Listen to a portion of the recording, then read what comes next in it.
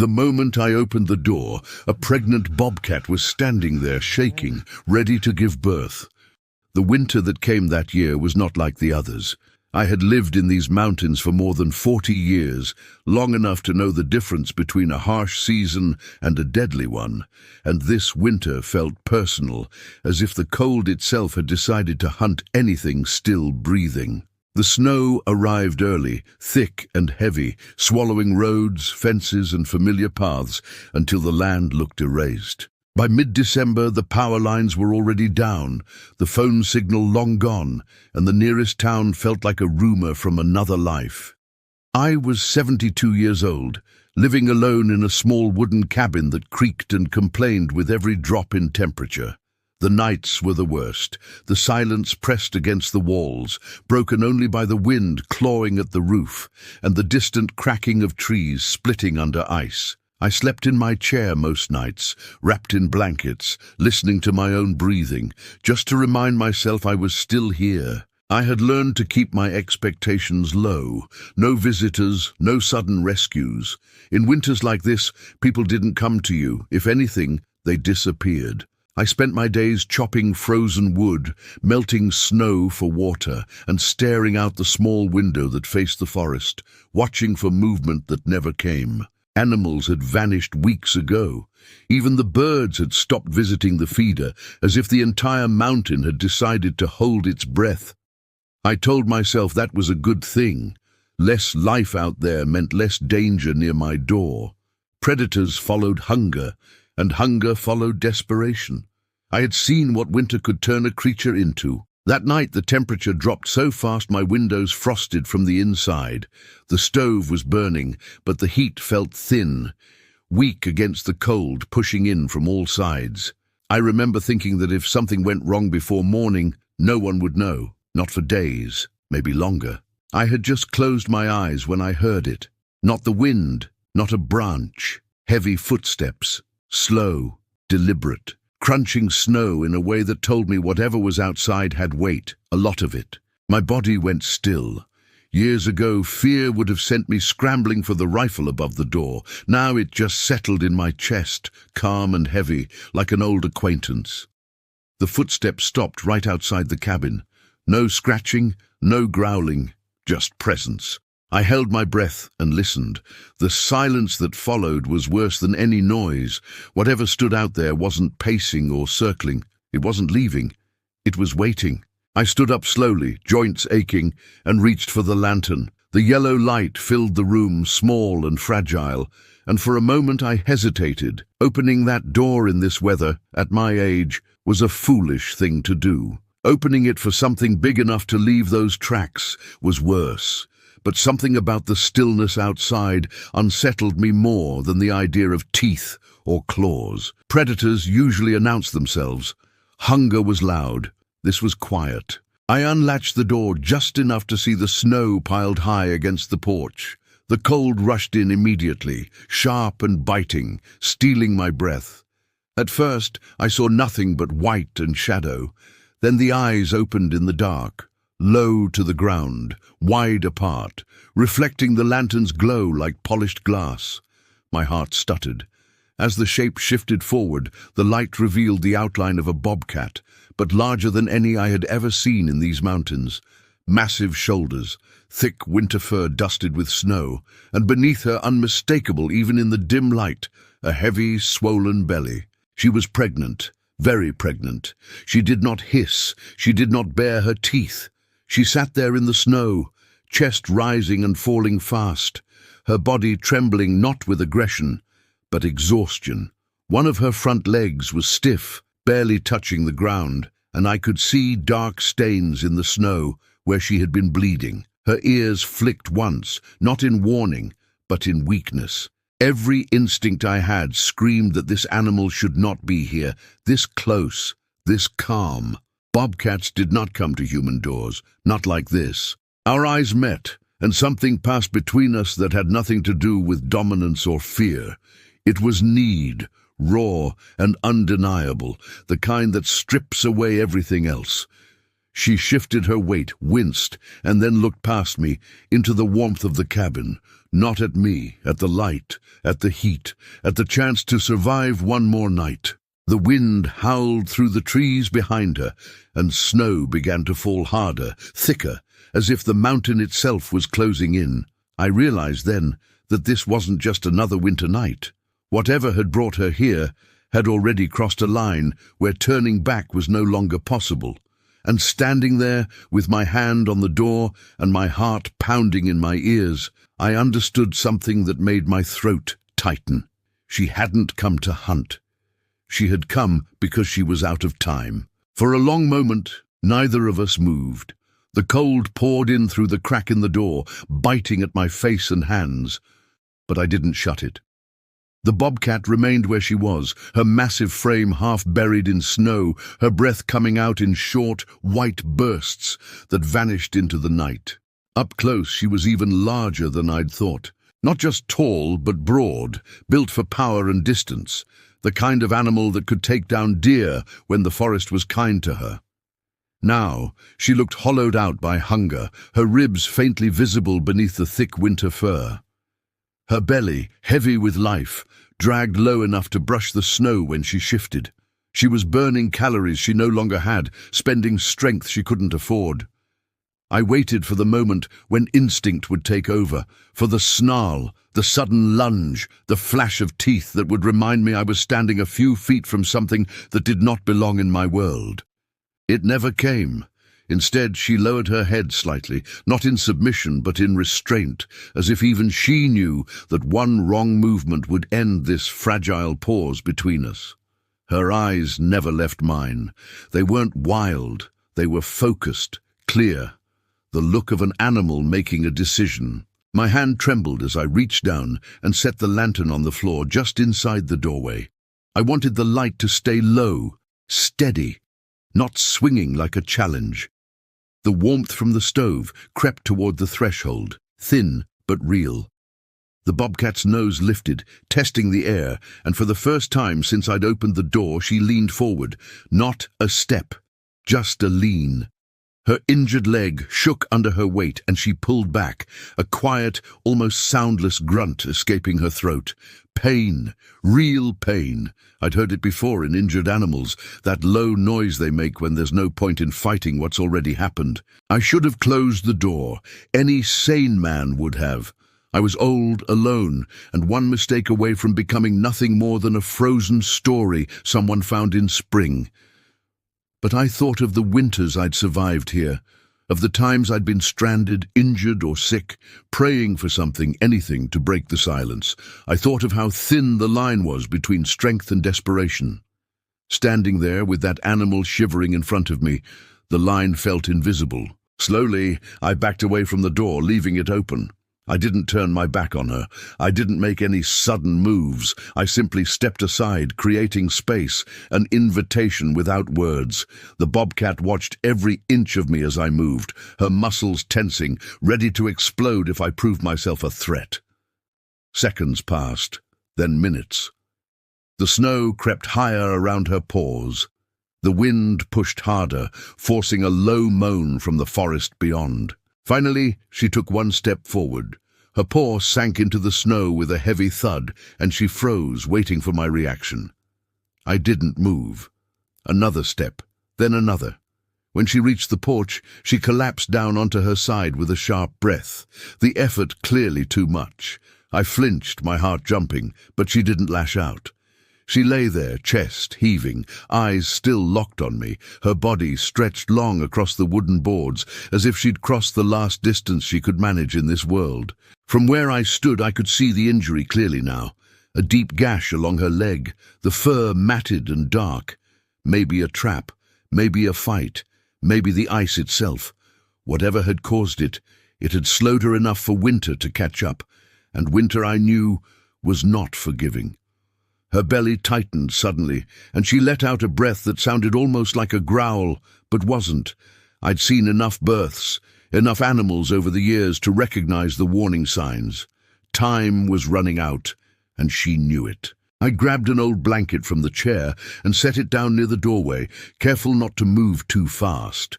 The bobcat's ears twitched, but she didn't retreat. I slid a bowl of water closer, the surface already frosting over, and then a piece of dried meat beside it.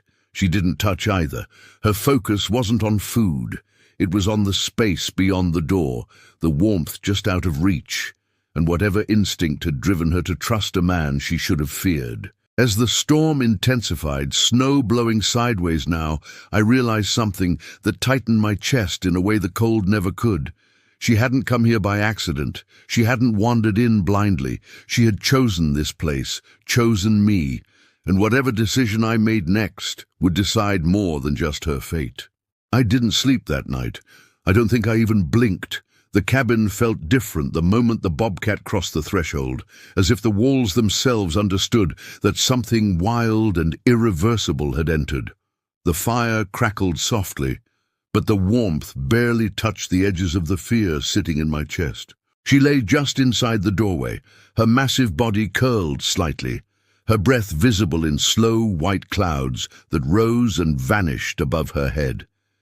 Every sound she made seemed amplified. The scrape of her claws against the tarp, the faint huff of air through her nose, the subtle shift of muscle beneath thick winter fur. Up close, the damage was impossible to ignore. Her injured leg was worse than I'd thought. The fur was split open, swollen, stiff with dried blood and ice.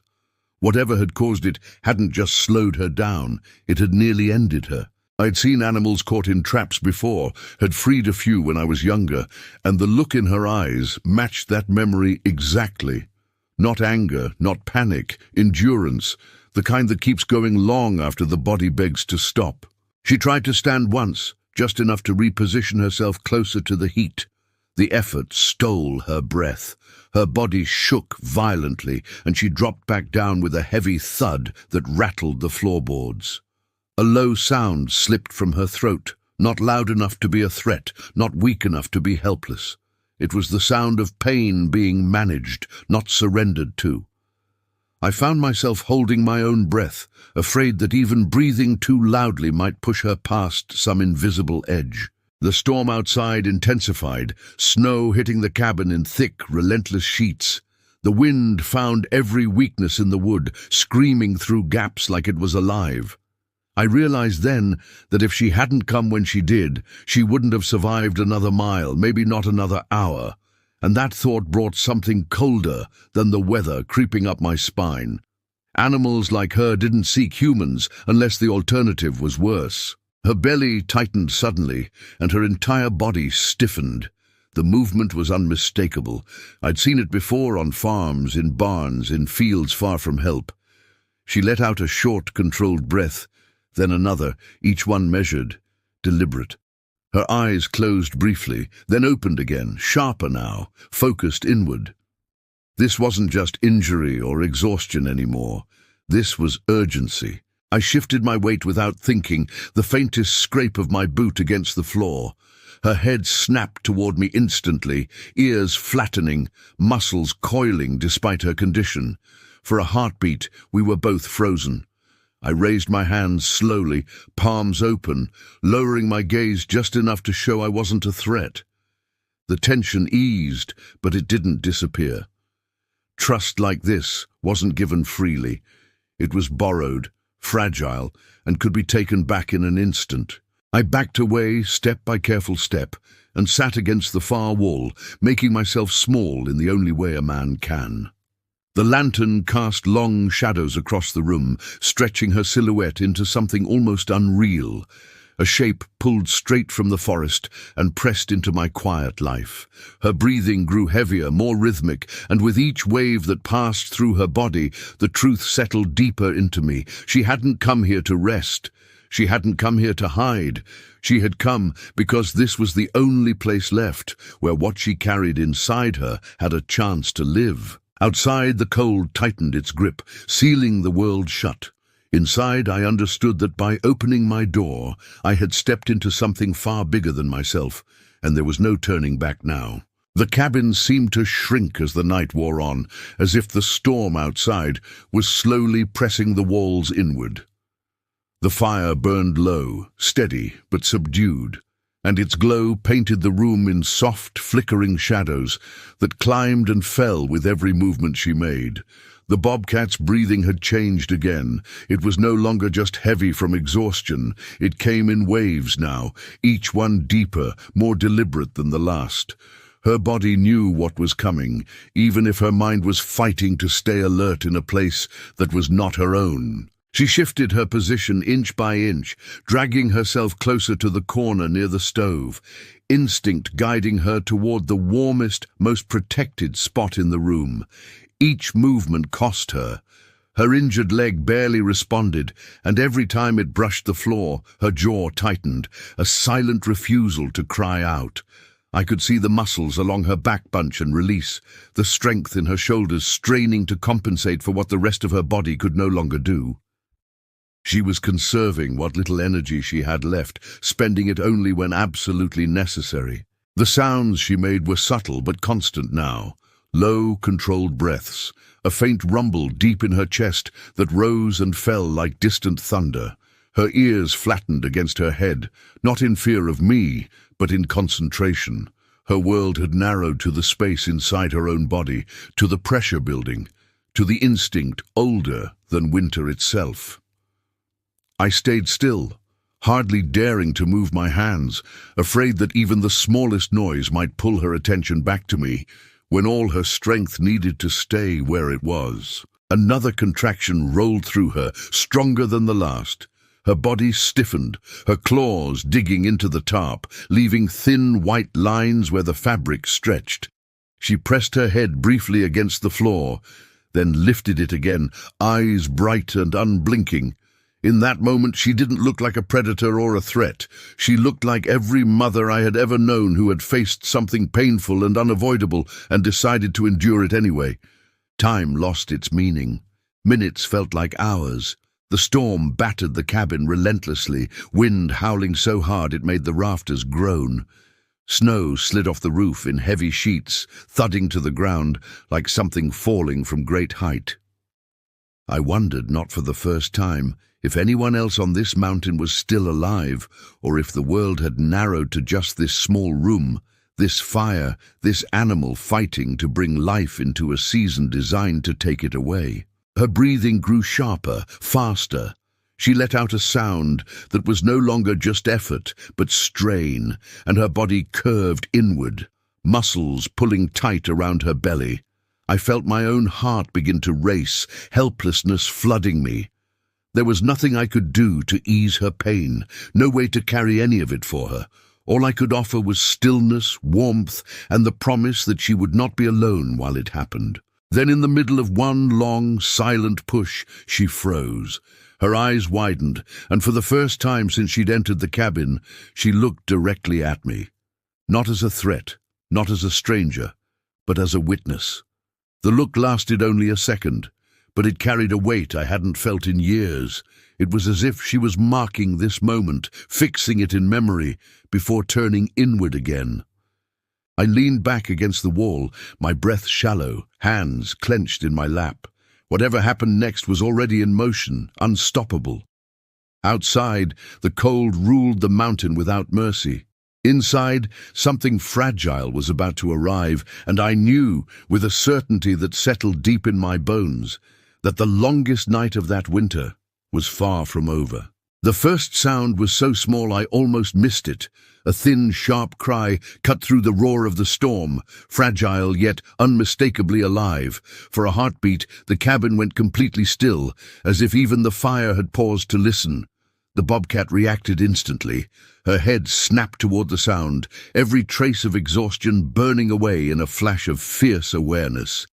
She twisted her body with a strength that didn't seem possible moments earlier, pulling the tiny, wet shape toward her chest and beginning to clean it with quick, practiced movements. Life had arrived quietly but defiantly in the middle of a winter that had shown no mercy to anything else. I watched, frozen in place, as the small form wriggled against her fur, blind and helpless, its movements weak but determined. The bobcat's breathing was heavy, ragged, but her focus never wavered.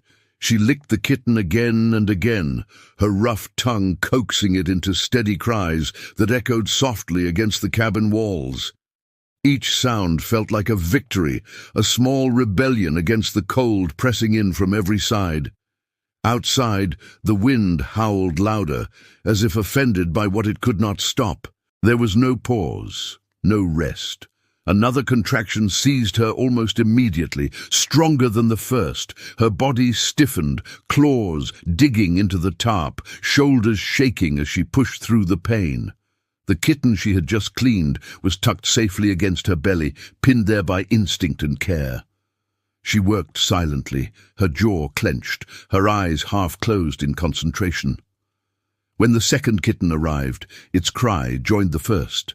Two thin voices rising together, filling the cabin with a sound I hadn't heard in years, new beginnings. By the time the third kitten came, the bobcat's strength was clearly fading. Her breaths came in uneven gasps, her sides trembling with every movement. I could see the toll the injury and the cold had taken on her, how close she was to the edge. Still, she did not stop. She cleaned each kitten carefully, drawing them close, arranging them with deliberate precision beneath her chest. Motherhood overrode everything else: pain, fear, even the presence of a human a few feet away. I found myself kneeling, without realizing I had moved, my hands shaking as I placed another blanket closer to her, careful to slide it rather than lift it. She watched the motion briefly, then returned her attention to the small cluster of life pressed against her. The kittens wriggled blindly, their tiny bodies searching for warmth, for milk, for reassurance. The bobcat shifted just enough to allow them access, her movements slow and deliberate, conserving what little energy she had left. The storm reached its peak then. The wind screamed against the cabin, snow piling so high against the walls it muffled the outside world entirely. For a moment, it felt as though we were buried alive, sealed inside a pocket of warmth surrounded by death. I thought of how close she had come to giving birth alone in that storm, of how easily these small lives could have been lost to the cold. The realization made my throat tighten until breathing became difficult. When the last kitten finally arrived, the bobcat let out a long, shuddering breath and collapsed fully onto her side. Her eyes closed for a moment, her body spent, her flank rising and falling in shallow, uneven rhythm. The kittens squirmed against her, their cries softer now, steadier, a fragile chorus that filled the cabin with quiet insistence. I stayed where I was, barely daring to breathe, afraid that any movement might break the spell of survival that had settled over us. Outside, the storm raged on, indifferent and cruel. Inside, surrounded by wood smoke, flickering firelight, and the soft sounds of newborn life, I understood something with absolute clarity. The bobcat hadn't come to my door by chance. She had come because this place, this moment, was the only thin line between life and oblivion, and somehow, against every rule of the wild, that line had held. Dawn did not arrive the way it usually did. There was no gradual light, no soft easing of darkness into morning. Instead, the storm simply loosened its grip, and a dull grey glow seeped through the frost-coated window like a reluctant promise. The cabin was quiet in a way that felt earned, as if the night had taken everything it could and finally moved on. I hadn't slept at all. My body ached from sitting still for so long, but I didn't dare move until I was sure the bobcat was breathing evenly again. She lay on her side near the stove, the kittens tucked close against her belly, their tiny bodies rising and falling in shallow, synchronized breaths. The fire had burned low, just enough to keep the room warm, and the blankets I'd placed around her were damp with melted snow and steam. Her injured leg was stretched out awkwardly, swollen and angry-looking in the daylight, and I could see now how serious it really was. Left untreated, it would have ended her. Even now, it was a question mark written in blood and frost. I stood slowly, every joint protesting, and moved to the window. The world outside looked unreal. Snow lay piled higher than the porch railing, smooth and untouched, except for the faint outline of the bobcat's tracks, half buried now, as if the mountain itself was trying to erase them. No road, no path, just white in every direction. If help was coming, it wasn't coming today. When I turned back, her eyes were open. She watched me closely, but there was no aggression in her gaze, only vigilance. I stopped where I was and waited. The kittens stirred, one of them letting out a thin, questioning sound. The bobcat lowered her head and nudged it gently, the movement careful, almost tender. Seeing that, something in me softened further than I thought possible. I filled a bowl with warm water and set it a few feet away, then backed off again. This time she didn't hesitate. She stretched her neck forward and drank, slow and deliberate, never taking her eyes off me. When she was done, she settled back down, her breathing steadier. The immediate danger passed. Hunger would come next, pain after that, survival, one step at a time. As the light grew stronger, I noticed something else, something that hadn't made sense in the dark. There was a mark on her fur near her shoulder, partially hidden beneath dried blood and snow. A thin, unnatural line, straight in a way no claw or tooth could make, a trap mark. And beneath it, faint but unmistakable, a small piece of colored plastic embedded in the fur, human-made, human carelessness. The realization settled heavy in my chest. This wasn't just winter. This wasn't just bad luck. Someone had set that trap and walked away, never knowing or never caring what it would do. The bobcat had carried that damage for miles, through ice and wind and hunger, until instinct had driven her to the only place left that offered shelter. My place. The kittens squirmed again, stronger now, their movements more confident. Life was taking hold despite everything stacked against it. I watched them, then looked back at the bobcat, and for the first time since she'd arrived, I understood the full weight of what had happened. I wasn't just a witness to her survival, I was now part of it. What I did next, how I handled her injury, how I protected her and her young, would decide whether this night had been a miracle or just a delay. Outside, the mountain lay silent under its heavy blanket of snow. Inside my cabin, 4 small hearts beat steadily against their mother's side, and an unspoken agreement hung in the air between us. The storm had passed, but the hardest part was still ahead. By the second night, the cabin no longer felt like it belonged only to me. It had taken on a different rhythm, one shaped by quiet movements and soft, urgent sounds. I moved carefully, slowly, as if every step had to be earned.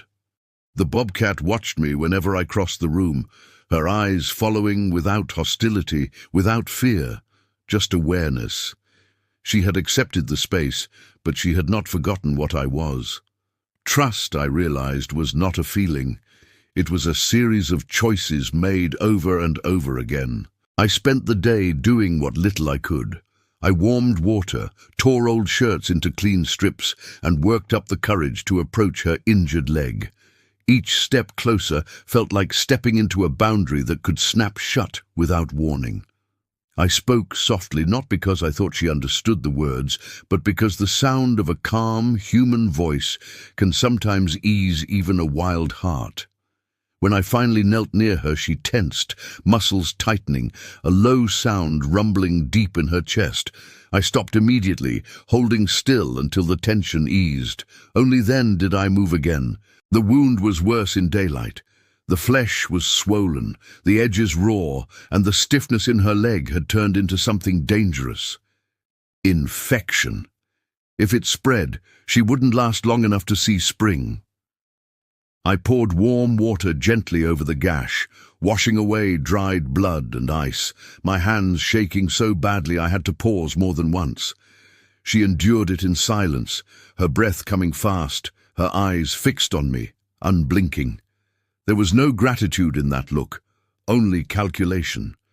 She was measuring pain against survival and allowing me to continue because the balance still made sense. The kittens slept through most of it, curled together in a small living knot of fur and warmth. Occasionally one would squeak, and the bobcat would shift her head to check them, even as I worked. Nothing came before them, not pain, not fear, not me. When I finished, I wrapped the leg loosely, careful not to restrict movement, and retreated to give her space. She inspected the bandage briefly, then settled back down, her breathing gradually slowing. That night, I cooked what little meat I had left, cutting it into small pieces and placing it within her reach. She hesitated only a moment before eating, tearing into it with quiet efficiency. Hunger, at least, was something I could help with. As she ate, I noticed how thin she really was beneath the fur, how close she had been to starvation even before the storm. Every mouthful mattered now, not just for her, but for the lives pressed against her belly. Later, when the fire burned low and the cabin sank into stillness again, I heard something outside, not the wind, not the settling of snow. A sound that didn't belong to the mountain at night. Voices, faint, carried through the trees. I froze, my heart hammering. No one came up here in winter unless they had a reason, and reasons were rarely good. The bobcat heard it too. Her head lifted instantly, ears sharp, body tensing despite the injury. The kittens stirred beneath her, and she drew them closer, a deep warning sound rising in her chest. Whoever was out there, they were close enough to matter. Too close. I moved to the window and wiped a small circle in the frost, peering out into the grey-blue dusk. Shapes moved between the trees. Men, at least two, maybe three. One of them carried something long over his shoulder, unmistakable even in the low light. A rifle. My stomach dropped. In that moment, I understood with brutal clarity that the danger had not passed with the storm. It had only changed its shape. And if those men came any closer, they wouldn't just be walking into my cabin. They would be walking into a fight neither of us had chosen, but both of us might be forced to finish. I stayed by the window, barely breathing, watching the shadows shift between the trees. The men moved slowly, confidently, the way people do when they believe the land belongs to them. One laughed softly. The sound carried thin and distorted through the cold air. They were close enough now that I could make out the shapes of their coats, the way their boots sank into the snow with each step. Hunters, or trappers. The kind that came back to check their lines once the storm passed, expecting either profit or proof that winter had done their work for them. Behind me, the bobcat let out a low, steady sound that made the hair on my arms rise. It wasn't a snarl, it was a warning. Her body shifted despite the pain, placing herself between the kittens and the rest of the room. She was ready to do what she had always done, protect what was hers, no matter the cost. I turned slowly and met her eyes. In that moment, there was no boundary between wild and human. Only two beings aware of the same threat. I stepped away from the window and moved toward the door, my movements deliberate, visible. If those men were coming here, I needed to meet them before they reached the cabin. I pulled on my coat and boots, the sounds unnaturally loud in the quiet room. The bobcat watched me the entire time, her body tense, her ears flicking toward the door. When I reached for the latch, she growled softly, a single note of protest. I paused, then spoke quietly. The words meant more for myself than for her. "It's all right," I whispered. "I won't let them take you." I opened the door and stepped into the cold. The air outside was sharp enough to sting my lungs. The men stopped when they saw me, surprise flickering across their faces. I raised my hands, keeping my voice calm, steady. I told them this land was private, that there was nothing for them here, that the storm had likely wiped out whatever traps they were looking for. One of them shifted his rifle, his eyes narrowing as he looked past me toward the cabin. "See anything come through here?" he asked. I shook my head. It was the easiest lie I had ever told. For a long moment, none of us moved. Then the wind picked up again, carrying with it the distant sound of something cracking deep in the forest. The men exchanged looks. Winter was still dangerous out here, storm or no storm. Finally, one of them spat into the snow and turned away. "Not worth it," he muttered. They disappeared back into the trees, their shapes swallowed by white and shadow. I didn't move until the last sound of their footsteps faded. When I went back inside, the bobcat was watching me, her body still tense, the kittens pressed tight against her chest. Slowly she relaxed, her head lowering back to the floor. The danger had passed. Spring came late that year. The snow lingered well into the weeks when it should have melted, but when it finally did, the mountain breathed again. The kittens grew stronger, their eyes opening to the world, their steps unsteady but determined. The bobcat healed slowly, the limp never fully leaving her, but she grew stronger with each passing day. The morning she left, the air was clear and bright. She stood in the doorway for a long moment, her body filling the frame, the kittens trailing behind her like shadows. She turned once, just once, and looked at me. There was no affection in that look, no gratitude, only recognition. Then she stepped back into the forest, her family following, disappearing among the trees, as if they had never been there at all. I still live in that cabin. Winters still come hard and fast, but sometimes when the snow falls just right, I see tracks near the tree line, smaller now, lighter. And I know that somewhere out there, life continues, because one night, in the coldest winter I could remember, a door stayed open.